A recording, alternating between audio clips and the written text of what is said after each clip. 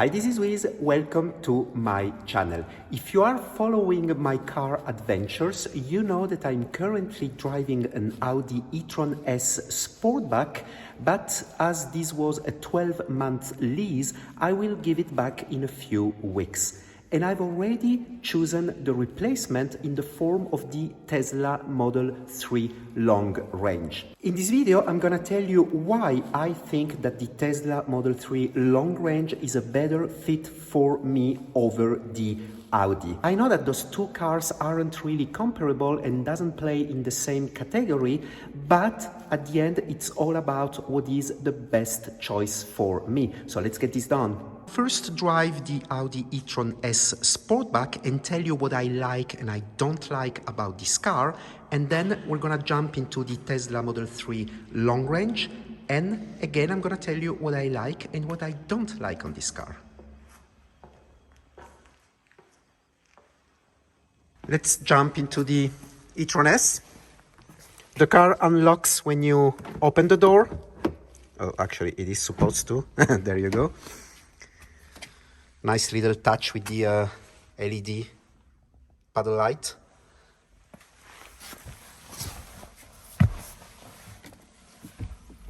In order to turn on the car, you have a classic start-stop button.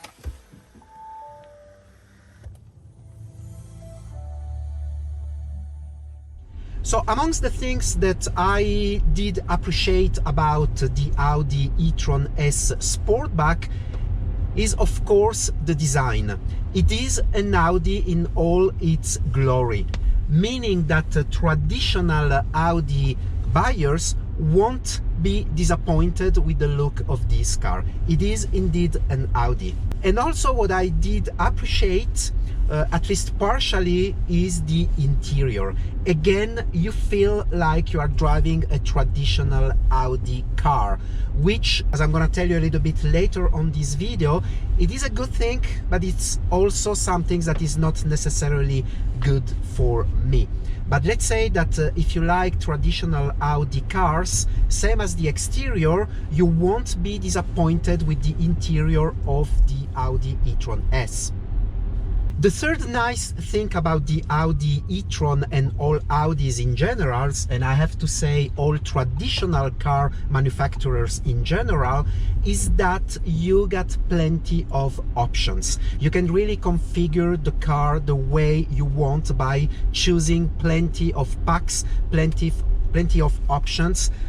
Depends on the country you live, you got access to packs or options standalone, provided you are willing to pay the extra money for.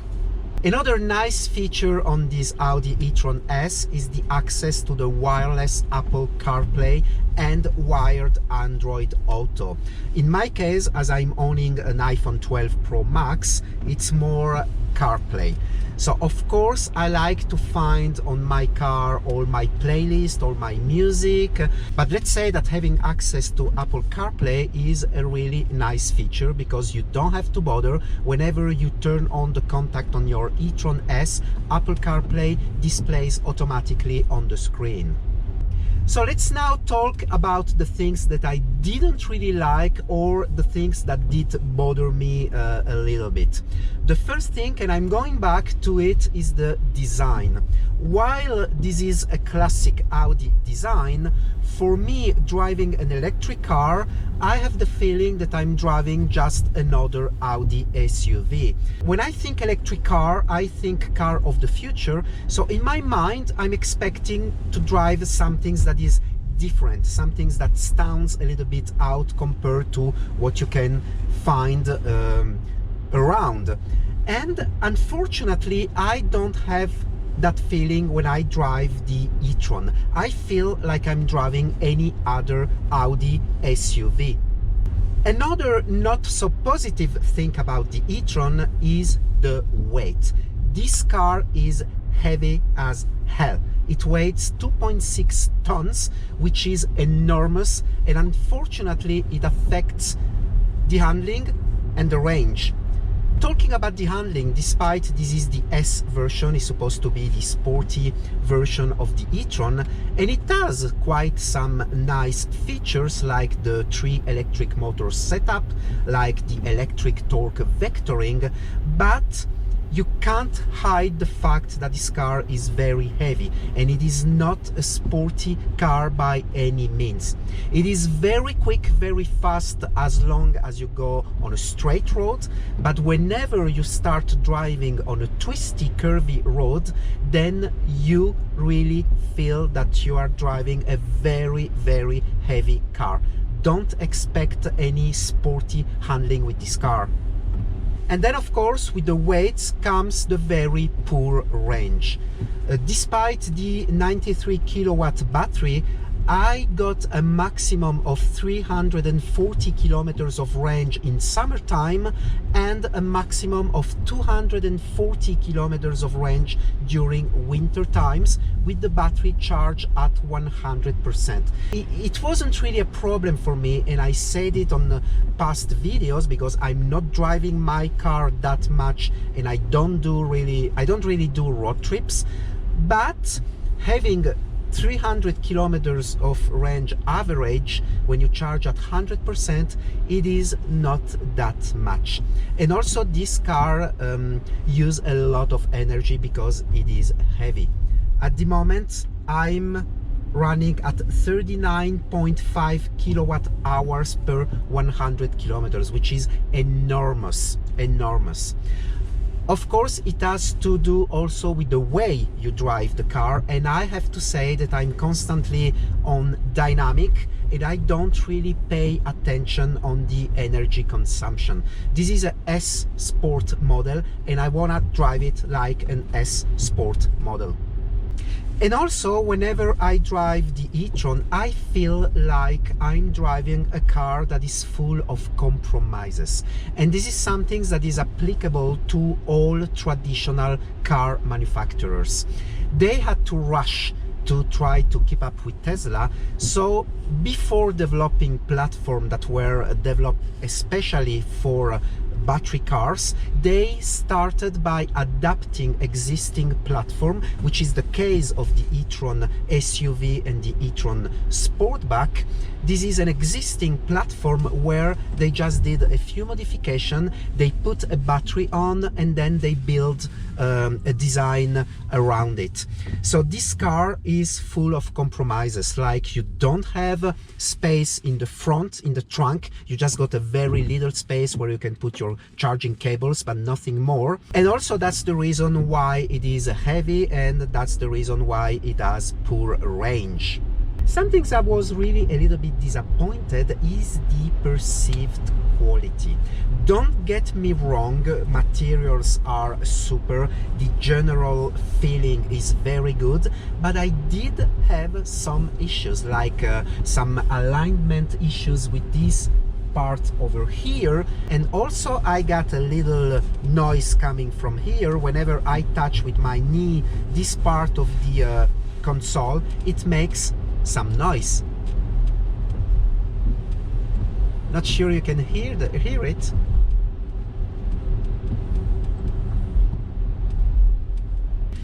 And the last thing that really, maybe the thing that disappointed me the most about my experience with the e-tron, is the MMI bugs. I don't know if I've got what Americans calls a lemon, but this car was full of bugs with the MMI and with the virtual mirrors since the first month of ownership.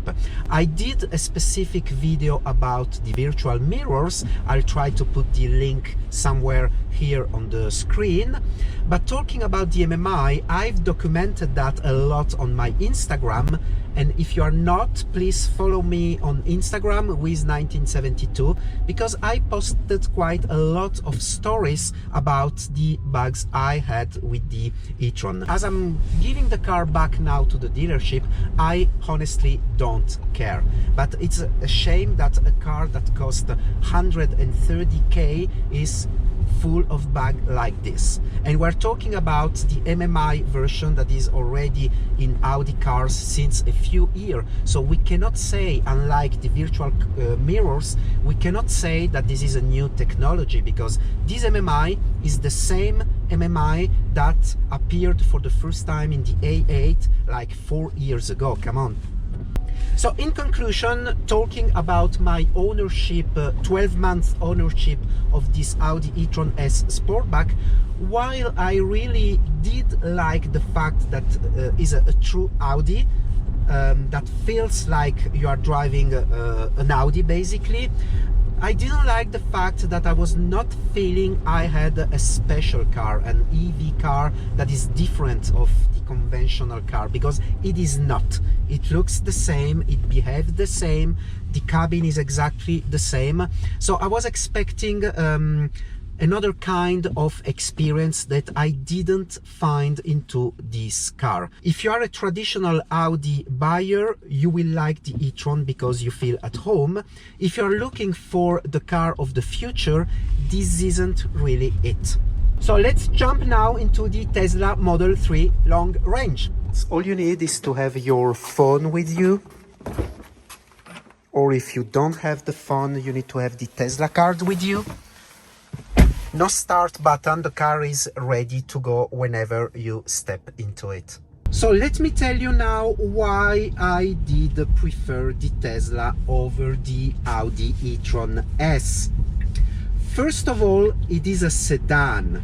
You may know I'm not particularly attracted by SUV. I did take the e-tron S on a 1-year lease because I wanted to experience that technology with the 3 electric motors, and back at that time that was the only available option if you wanted to have an Audi electric. So this car shape is a sedan one, and I have to admit that I do prefer.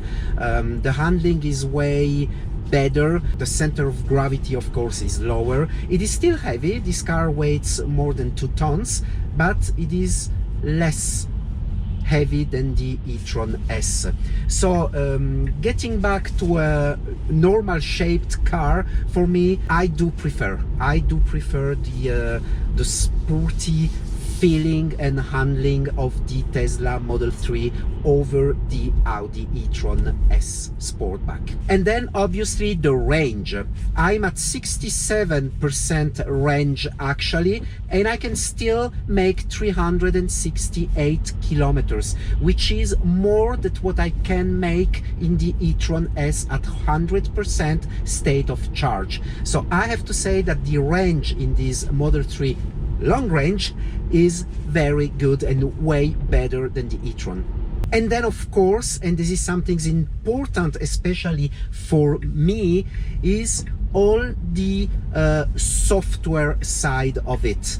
I like this big central tablet. I know that is not for everyone. It is for me. I didn't like it at the very beginning. When I first saw the cabin of the Model 3, I wasn't really attracted by it, to be honest, but then it grew on me, and now, I mean, I'm so used to play with a tablet all day that having all the controls in a tablet-like layout on my car is something that I really love. And also what I really love about the Tesla is the constant update. You get tons of features that you didn't pay for, that you didn't even think about having, with software updates that are free, of course. So you get to experience a car that is constantly evolving, and this is something I really like and gets me excited, the same way that I am excited whenever I get a software or an app update on my iPhone or on my iPad. And then another important deciding factor for me is the price. Again, the two cars doesn't compete in the same category.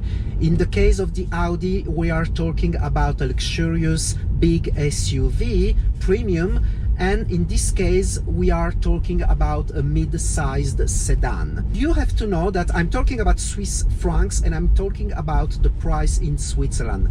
Of course, the prices may vary from country to country. The gross price for my e-tron S Sportback with all the option was 122k. The gross price for the Tesla Model 3 long range, the price I paid for was 52.5k. So we are talking about a little bit more than half the price. And I don't have the feeling that I'm giving up on some things, because I've got almost the exact same features that I got in my e-tron S, meaning that the sound system here is stellar. I've got heated steering wheel that I didn't have on the Audi, heated seats, all the heated seats on the Audi, only the front one were heated. So I have the feeling that I didn't give up on anything, but I ended up having a car that cost half the price, that serves me good, that is evolutive with all the software updates, and a car that has very, very good figures when we talk about acceleration. And talking about specifically the performances, so the e-tron S was doing the 0 to 100 in 4.5 seconds, while we'll do it in 4.4 seconds here in the Tesla. We really don't care about the 0 to 100. We're not spending the day doing 0 to 100 kilometers an hour in our car, but it gives a hint about the performances of the car. So I didn't give up on the performances. This car is even slightly more performant than the e-tron S. I hesitated a lot between the long range and the performance version of the Model 3, and I ended up being reasonable for once and choosing the long range, which is plenty enough. Despite having driven less than 1,000 kilometers in 2 months, because I'm driving for the time being mostly the e-tron S, I have a pretty good idea about a few things that I don't really like or I dislike into the Model 3. First one, and maybe the least important one, is what I call the lost exclusivity. Nowadays you see plenty of Model 3 on the roads. There are Model 3 everywhere.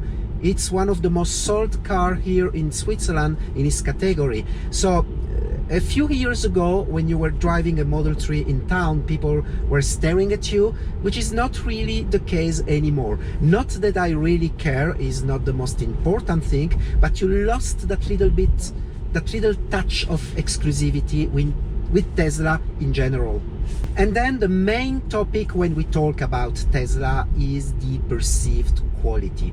While I did say it on a previous video that Tesla did improve a lot in terms of quality, and especially the models that comes from Shanghai, like this one, they are still not on par with traditional German car manufacturers. I didn't find any flaw in this car, I didn't find any panel gap, any quality issue, but still, if I have to be 100% honest, I would say that Tesla did catch up a lot. They still have a little bit more to go to be treated the same way as traditional German car manufacturers. Then another thing that, I mean, it depends. It can be something negative or it can be something positive, is the restricted option choices. You get to choose between 5 colors. You get to choose between 2 options, talking about the interior, while whether you want the white options or the black option, and that's it basically. And autopilot, do you want the full autopilot, which I don't recommend, or do you want the enhanced autopilot, which I have in this Model 3? And that's it. I mean, up to you again. If you don't like bother having to choose between hundreds of options, then this is perfect. If you want to customize the car according to your specific needs, then you might be disappointed with Tesla in general. And lastly, some things about the cabin.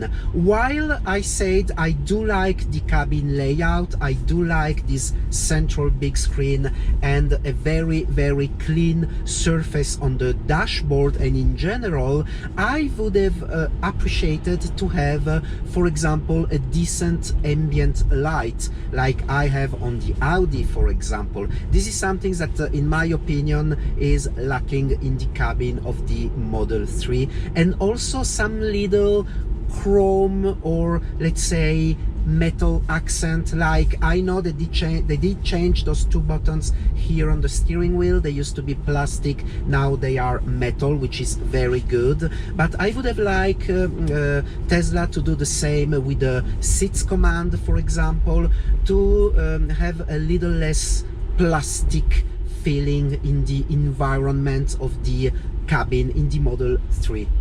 Another thing that I would have liked Tesla to do different is the trunk, especially the way the trunk door open. It is not really a hatchback, so it means that whenever you need to load some big heavy stuff, you may have an issue with it. They addressed that in the Model Y. The Model Y has a better way of dealing with the trunk opening, but in the Model 3 you may have issues trying to load certain stuff. In conclusion, when you choose a car, the choice should always be done according to your needs and to your tastes. Personally, I'm not driving my car that much currently because I mostly work from home. I'm not doing a road trip, so the choice of having a big SUV wasn't really the right one. Also, for me, driving an electric car means that I'm driving the car of the future. So this goes on par with modern technology and really having the feeling that I'm driving something modern, feeling that I never really had with my e-tron S Sportback. I really love the software side of the Tesla, the constant software updates, and that feeling that I'm really driving the car of the future. And this is something really appealing for me, and it is really important for me. And this is the way I envision the car in the era we are living in. I really do wish that traditional car manufacturers succeed in the EV era, and I'm sure they will eventually. But I'm really now convinced that for the time being, Tesla is still the way to go when we talk about electric cars. So this is it. I hope you enjoyed this video. Please tell me in the comment, what do you think about me choosing the Tesla over the Audi, and which one would you choose and why? Thanks for watching this video. Don't forget to subscribe and activate the notification bell so you won't miss a thing. Also, please remember to follow me on Instagram with 1972. I'll see you on the next one. Bye bye.